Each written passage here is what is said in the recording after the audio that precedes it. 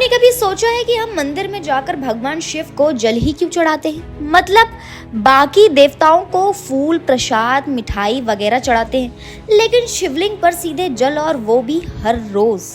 ये कोई इत्तेफाक नहीं है, इसके पीछे एक बहुत ही जबरदस्त आध्यात्मिक और वैज्ञानिक कारण है।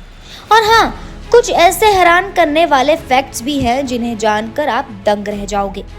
अब जरा सोचिए, हम बचपन से देखते आ रहे हैं कि लोग मंदिर में लाइन लगाकर सिर पर लोटा या कलश लिए चलते हैं, ओम नमः शिवाय का जाप करते हैं और सीधा शिवलिंग पर जल चढ़ा देते हैं। लेकिन ये सब यूं ही शुरू नहीं हुआ था। इसके पीछे की कहानी हमें लेके चलती है उस दौर में जब समुद्र मंथन हुआ था।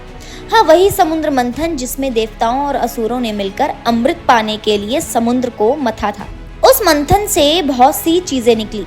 लक्ष्मी जी, ऐरावत हाथी, कल्प वृक्ष, धन्वंतरी, चंद्रमा और हाँ, सबसे खतरनाक चीज हलाहल विष।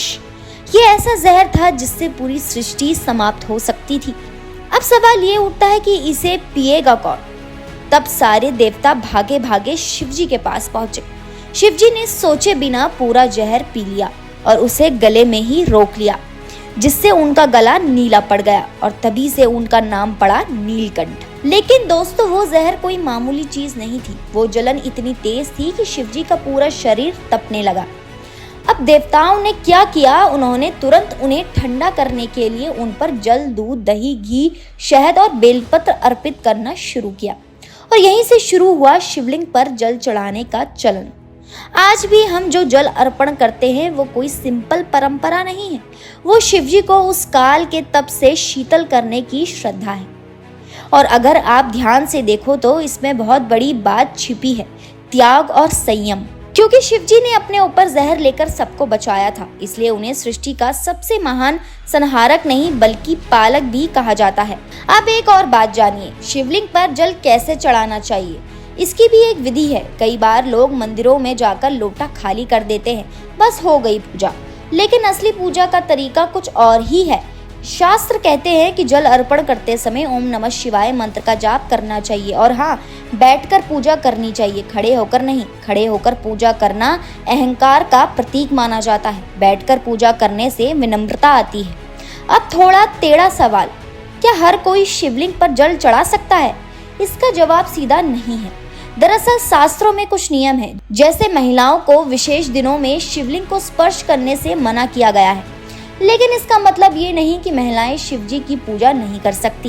बिल्कुल कर सकती हैं, जल अर्पित कर सकती हैं, बस शिवलिंग को स्पर्श करने से मना किया गया है, और वो भी एक विशेष कालखंड में। इसका कारण है ऊर्जा संतुलन और शरीर की जैविक दशा। अब बात आती है जल किस चीज से चढ़ाया जाए। ध्यान से सुनिए, शंख से शिवलिंग पर जल चढ़ाना मना है। अरे दोस्तों, शंख समुद्र से निकला था और उसी समुद्र मंथन से हलाहल विष भी निकला था।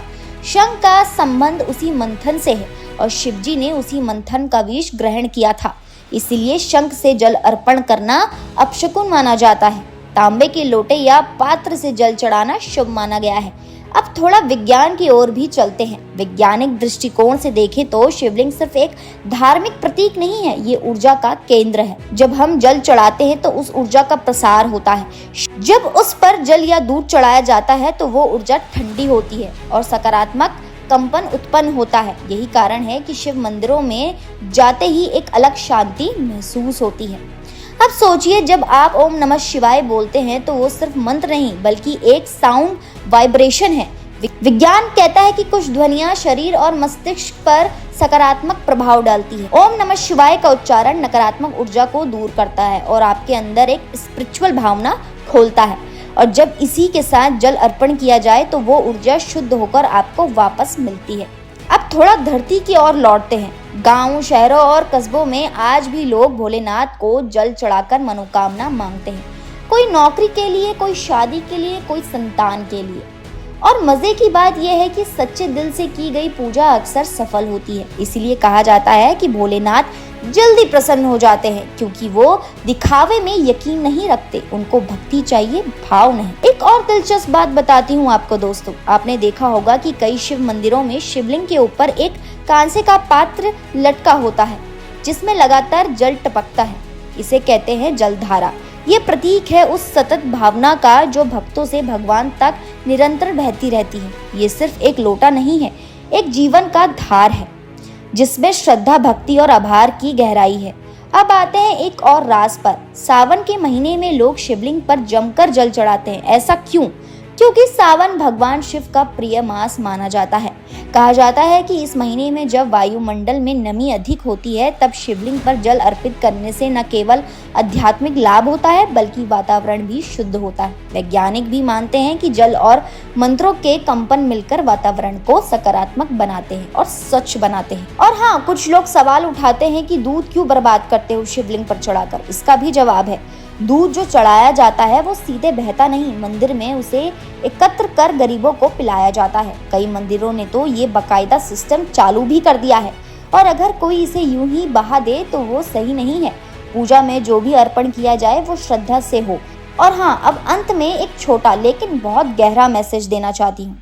जब आप अगली बार शिवलिंग पर जल चढ़ाएं तो उसे सिर्फ एक परंपरा न समझे। ये एक ध्यान है, एक मेडिटेशन है जिसमें आप अपनी जीवन की सारी अशांति, सारी चिंता और सारा विष यानी नेगेटिविटी शिव जी के चरणों में अर्पित कर रहे होते हैं और बदले में आपको मिलती है शांति, शक्ति और समर्पण की अनुभूति। तो अगली बार जब आप भोलेनाथ के दर्शन करें तो एक लोटा जल लेकर जाएं, लेकिन साथ में ले जाएं श्रद्धा, समझ, क्योंकि शिव बस जल नहीं चाहते, वो आपके मन का जल चाहते हैं, यानी आपकी सच्ची भावना। तो दोस्तों, आज के लिए इतना ही। उम्मीद करती हूँ आपको ये वीडियो पसंद आया होगा। अगर आपको ये वीडियो पसंद आया तो लाइक कीजिए, हमारे चैनल को सब्सक्राइब करना ना भूलें।